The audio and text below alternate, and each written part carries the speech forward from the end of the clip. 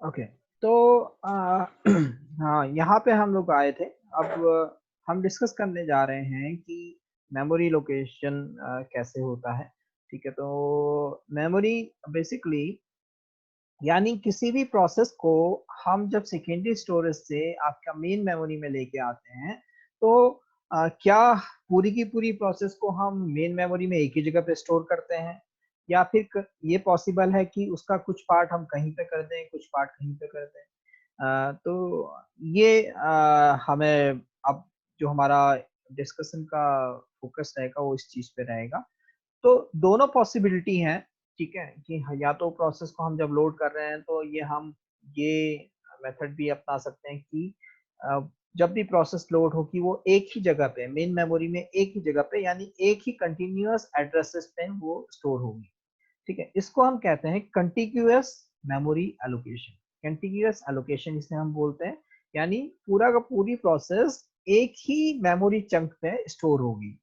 ठीक है, तो इसको हम कंटिग्यूअस मेमोरी एलोकेशन कहते हैं। Resident operating system usually held in low memory with interrupt factor. तो आपका लो मेमोरी मतलब कि स्टार्टिंग के एड्रेसेस को हम लो मेमोरी कहते हैं, और जो एंड के एड्रेसेस होते हैं आपके रैम के, उसको हम कहते हैं हाई मेमोरी। तो जनरली ऑपरेटिंग सिस्टम लो मेमोरी में रहता है, और यूजर प्रोसेसेस जो हैं वो हाई मेमोरी में रहते हैं, यानी जो लो मेमोरी के बाद जितना बचेगा आपका, वो आपका हाई मेमोरी में रहेगा। Relocation register used to protect user processes from each other. Sir chat में नाम फिर से लिखना नहीं, दोबारा लिखने की जरूरत नहीं है। जो एक बार पहली चैट में लिख दिया है आपने तो अटेंडेंस वहीं से मिल जाएगी। ओके, तो हाँ, यहाँ पे हम डिस्कशन कर रहे थे। तो जब भी रिलोकेशन, जब आपका मेन मेमोरी टू पार्टीशंस, तो ये होता है रिलोकेशन रजिस्टर यूज होता है एक प्रोसेस को दूसरी प्रोसेस से सेव करने के लिए, ताकि एक प्रोसेस दूसरी प्रोसेस के ऊपर स्टोर ना हो जाए। यदि दूसरी प्रोसेस के ऊपर स्टोर हो जाएगी, इसका मतलब पहली प्रोसेस का डेटा आपका लॉस हो जाएगा। ठीक है, हर प्रोसेस से रिलेटेड आपका बेस रजिस्टर होगा। Base register contains the value of smallest physical address. Limit register contains a range of logical addresses. Each logical address must be less than the limit address register. Limit register, ठीक है।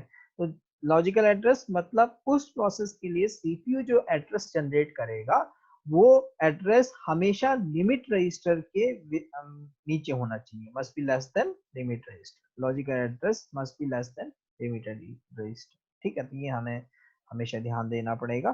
ठीक है, okay. MMU maps logical addresses dynamically. तो memory management unit हमने discuss की थी, वो ही आपका मैप करेगा।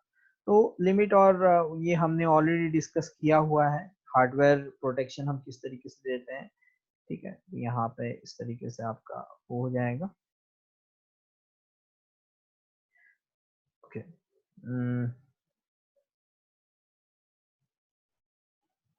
कंटिन्यूअस मेमोरी एलोकेशन कुछ इस तरीके का होता है। ठीक है, मल्टीपल पार्टीशन एलोकेशन, जहाँ पे अच्छा, इसमें कंटिन्यूअस मेमोरी एलोकेशन में दो वो होती हैं। एक तो ये कि सिंगल पार्टीशन एलोकेशन, तब क्या होगा कि हम आपका एक तो ऑपरेटिंग सिस्टम ऑलरेडी स्टोर है एक उसमें एक पार्ट में, और दूसरा पार्टीशन दूसरा पार्ट है, उसमें हम केवल एक ही प्रोसेस आपका लोड कर सकते हैं। यदि एक प्रोसेस लोड हो गई तो हम किसी दूसरी प्रोसेस को लोड नहीं कर सकते। तो जनरली मल्टी प्रोग्रामिंग जब होती है, तो मल्टी प्रोग्रामिंग में हम मल्टीपल प्रोसेसेस को लोड करना चाहते हैं, इसलिए हम मल्टीपल पार्टीशंस अलाउ करते हैं। एक तो सिंगल पार्टीशन होता है कि एक पार्टीशन ही है, एक प्रोसेस ही आ सकती है। अब हम मल्टीपल पार्टीशंस अलाउ करते हैं। अब यहाँ पे कुछ टर्म्स हम यूज करेंगे, जैसे कि होल। ठीक है, होल का मतलब है block of available memory holes of various size are scattered through memory. Basically जो खाली स्पेसेस है, जैसे यहाँ पे आपको एक ग्रे स्पॉट दिख रहा होगा, इसको हम होल कहेंगे। मतलब रैम का वो पार्ट जो खाली है, जहाँ पे कोई प्रोसेस लोड नहीं है, उसको हम होल कहते हैं। ठीक है, when a process arrives it allocate memory from a hole large enough to accommodate it। तो जो जब भी कोई एक प्रोसेस आएगी, हम पहले चेक करेंगे कि कोई होल जो उसको एकोमोडेट कर सके, उस होल को चेक करेंगे और उसमें उसको वो दे देंगे। जैसे कि यहाँ पे आपने देखा, ये यहाँ पे एक हमारे पास होल था। ठीक है, होल में प्रोसेस 9 आई हमारे पास, प्रोसेस 9 आई तो उसको हमने इस होल में से कुछ पार्ट दे दिया। फिर प्रोसेस 10 आई, फिर ये जो होल बचा हुआ था इसमें दे दिया। तो इसी तरीके से आपका होल से हम मेमोरी स्पेस एलोकेट करते रहेंगे। जब पूरा फुल होगा, जब पूरा का पूरा फुल हो जाएगा, तब हमें वेट करना पड़ेगा, उस प्रोसेस को वेट करना पड़ेगा आपका जॉब क्यू में, जब तक कि यहाँ पे आपकी प्रोसेस खाली नहीं हो जाती। और यदि हाई प्रायोरिटी की प्रोसेस है, इट माइट बी पॉसिबल कि हम स्वैप आउट स्वैप इन कर दें, ठीक है। तो इस प्रोसेस को रोल आउट करेंगे और फिर वापस में रोल इन करेंगे, और इस प्रोसेस को जब स्वैप आउट करेंगे तो दूसरी प्रोसेस को लोड कर पाएंगे। तो ये है बेसिकली, ये है कि जब तक हमारी मेन मेमोरी में जब तक स्पेसेस नहीं होगा, तब तक हम कोई नई प्रोसेस आपकी लोड नहीं कर सकते मेन मेमोरी में। ये हमारी बात आप किया जाएगी, ठीक है। अब अच्छा, होल किस तरीके से एलोकेट करना है, होल किस तरीके से एलोकेट करना है, इसकी हमारे पास 3 स्ट्रेटेजीज है, ठीक है। तो 3 स्ट्रेटेजीज कौन कौन सी हैं? Basically it might be possible कि हमारे पास मल्टीपल होल्स हो, ठीक है, मल्टीपल होल्स हो हमारे पास, और हमें चूज करना है कि कौन से होल को, और मल्टीपल होल्स हैं और डिफरेंट साइज के होल्स हैं, तो हमें चूज करना है कि कौन सा वाला होल हमें, जो भी हमारे पास प्रोसेस जो लोड कर रहे हैं हम, हमें कौन सा होल उसे देना है, छोटा होल देना है, बड़ा होल देना है, मीडियम साइज का होल देना है, तो ये हमें सिलेक्ट करना पड़ेगा, ठीक है। तो कैसे सिलेक्ट करेंगे? तो इसमें 3 स्ट्रेटेजीज हैं जिसको हम वो करते हैं। एक है आपका first fit, second is best fit, and third is worst fit. How to satisfy a request of size n from a list of free holes, ठीक है। तो n साइज का एक आपका प्रोसेस है और हमें list of free holes check करने हैं, ठीक है। तो ये हमें वो करना है।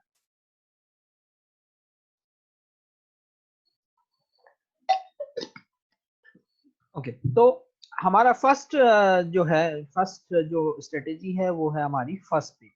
यानी फर्स्ट फिट का मतलब है कि हमारी जो हमारे पास फर्स्ट अवेलेबल होल है, जो लार्ज इनफ है जिसमें हम प्रोसेस आ सकती है, हम जो भी पहला होल होगा, ठीक है, उस होल को हम प्रोसेस को दे देंगे। पहली स्ट्रेटेजी ये है।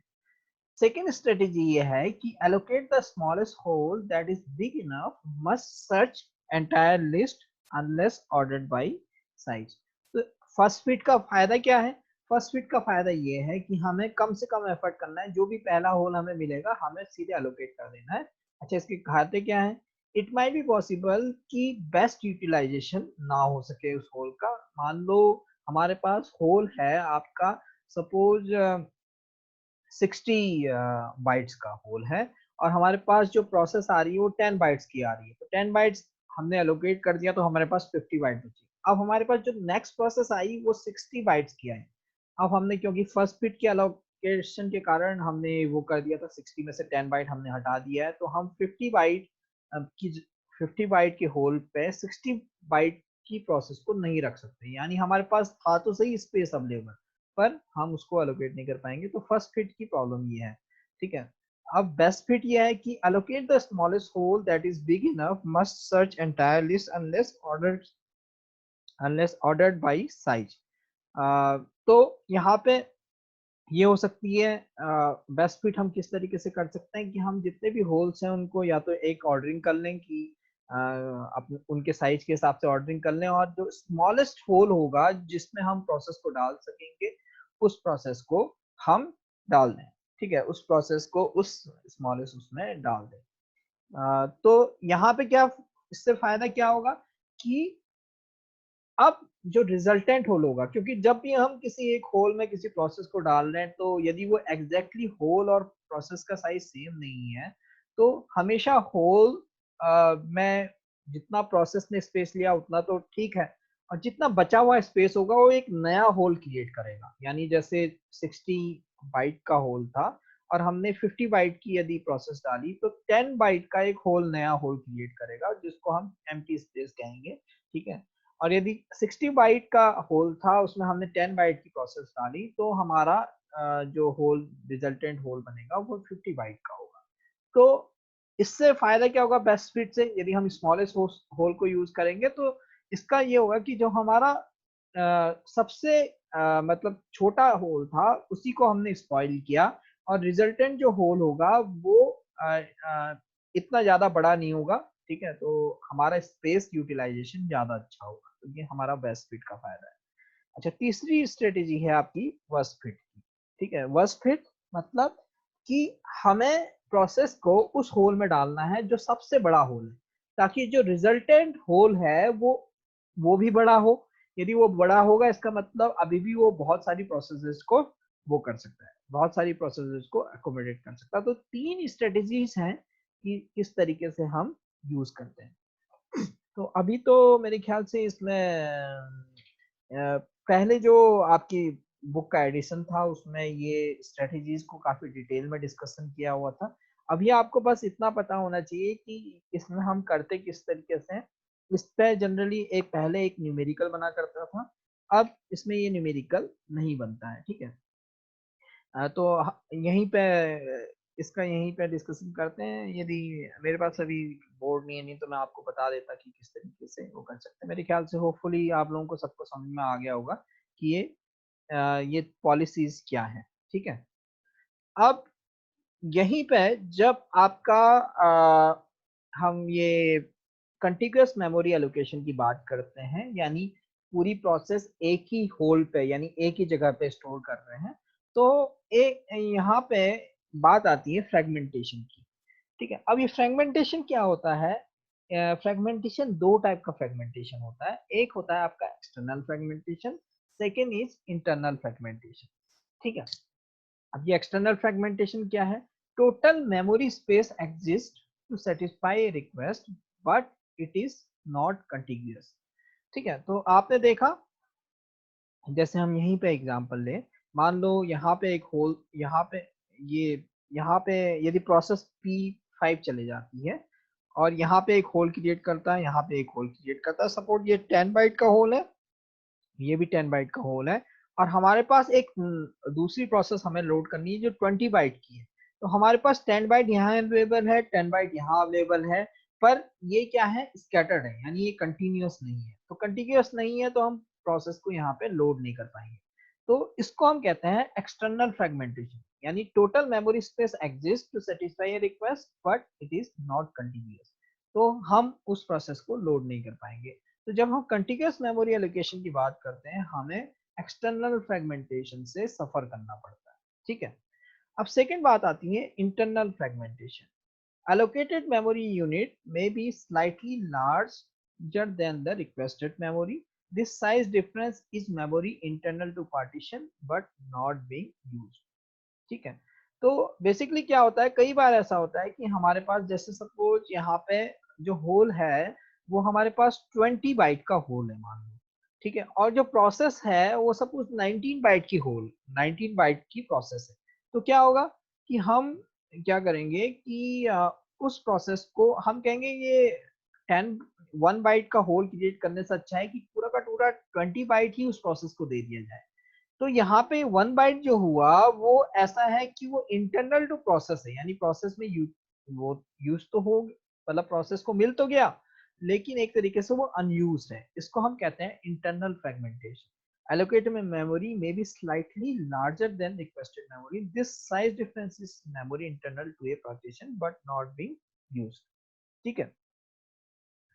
तो अब यहाँ पे बात आती है एक्सटर्नल फ्रेगमेंटेशन की। तो जब एक्सटर्नल फ्रेगमेंटेशन की बात आती है वहां पे एक टर्म आता है जिसको हम कहते हैं कॉम्पैक्शन, ठीक है। आपने कई बार डिफ्रेगमेंटेशन भी सुना होगा। डिफ्रेगमेंटेशन हम सेकेंडरी स्टोरेज में करते हैं। जब हम मेन मेमोरी की बात करते हैं वहां पे हम कॉम्पैक्शन की बात करते हैं, ठीक है। तो डिफ्रेगमेंटेशन भी बेसिकली वही चीज करता है। आपने सेकेंडरी स्टोरेज में कई बार किया होगा, हार्ड डिस्क वगैरह में डिफ्रेगमेंटेशन सुना होगा। तो जनरली वो क्या करता है कि वो कोशिश ये करता है कि जितना हमारा मैटर है हार्ड डिस्क में वो सारा का सारा एक ही एड्रेस यानी एक ही सीक्वेंस में आ जाए, ताकि हमारे पास बड़ा जो है लार्ज अमाउंट जो है खाली हो जाए, ठीक है। तो ये उससे क्या फायदा होता है कि यदि आपका डेटा मल्टीपल जगह पे स्कैटर्ड होता है तो उसको एक्सेस करने में उतना ही ज्यादा टाइम लगता है। अभी तो हमने डिस्कस नहीं किया है जहाँ पे एक फाइल जो है, एक सिंगल फाइल मल्टीपल पार्ट्स में डिवाइड हो सकती है और उसके मल्टीपल पार्ट जो है अलग अलग जगह पे स्टोर हो सकते हैं आपके सेकेंडरी स्टोरेज में। तो अभी हमने वो डिस्कस नहीं किया, आगे चल के हम डिस्कस करेंगे। पर उसी चीज को अवॉइड करने के लिए बेसिकली डिफ्रेगमेंटेशन किया जाता है। ठीक है, अभी हम उसको टच नहीं करते हैं, हम यहाँ पे कॉम्पैक्शन की बात करते हैं। तो बेसिकली कॉम्पैक्शन क्या करता है, प्राइमरी मेमोरी में सफरिंग हो रही है तो वहां पे भी यही हो रहा है। मान लो यहाँ पे और यहाँ पे होल है जैसे हमने डिस्कस किया, तो हम किसी तरीके से प्रोसेस 9 और प्रोसेस 10 को ऊपर की तरफ खिसका देंगे ताकि हमारा ये जो 10 बाइट था और ये 10 बाइट मिल के 20 बाइट हो जाए। तो इसको हम कहते हैं कॉम्पैक्शन। ठीक है, तो एक्सटर्नल फ्रेगमेंटेशन को अवॉइड करने के लिए जनरली हम एक टेक्निक यूज करते हैं जिसको हम कहते हैं आपका कॉम्पैक्शन। ओके, ठीक है, चलो ठीक है, मैं एंड कर देता हूँ फिर, यहीं पे एंड कर देता हूँ। ठीक है, उनकी मीटिंग वो करते हैं तो आज मैम यहाँ पे है तो नहीं।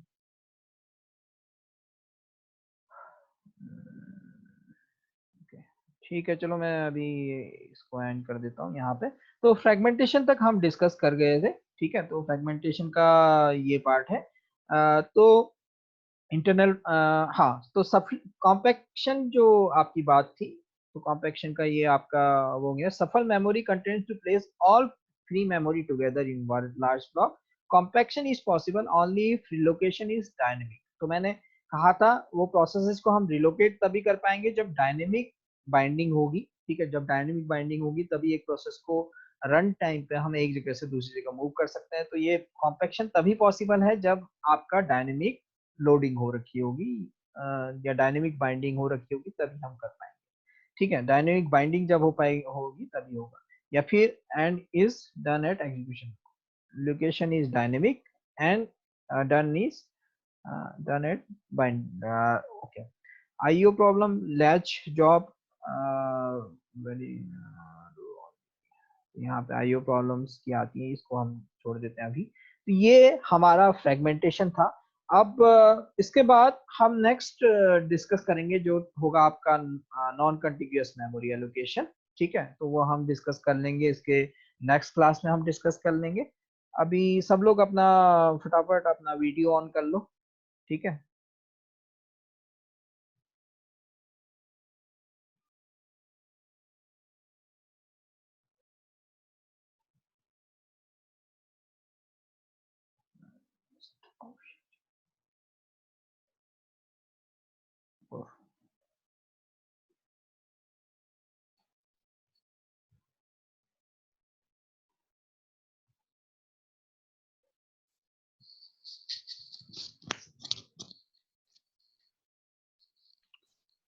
सर वीडियो ऑन नहीं हो रहा। कोई बात नहीं, लैपी जिसका पे जिसका ऑन नहीं हो पा रहा उसको कोई बात नहीं।